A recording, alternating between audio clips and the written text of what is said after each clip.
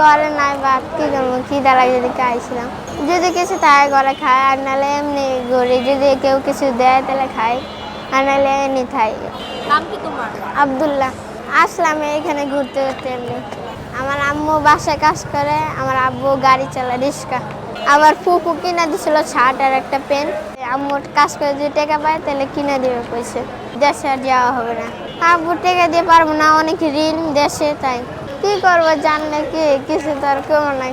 ঘরে নাই ভাত কি করবো, খিদা লাগে যদি খাইছিলাম। ক্ষুধা লাগলে খাও কিভাবে? তোমার আম্মু বাসায় কাজ করে তখন কি করবে?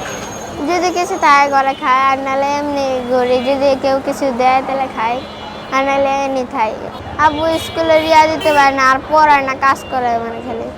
আমার একটা ইচ্ছা ছিল যে নতুন জামা কাপড় কিনে ঘুরবো, যদি টাকা থাকতে খামো, খেলনা কিনবো আমার বাইর লিগা চাইছিলাম। এইটাই আমার বাইরে কিছু কাপড় চোপড় কিনা দিতে আমি নিজে। আমি থাকি মৌলভীটেক, তালতলা মৌলভীটেক।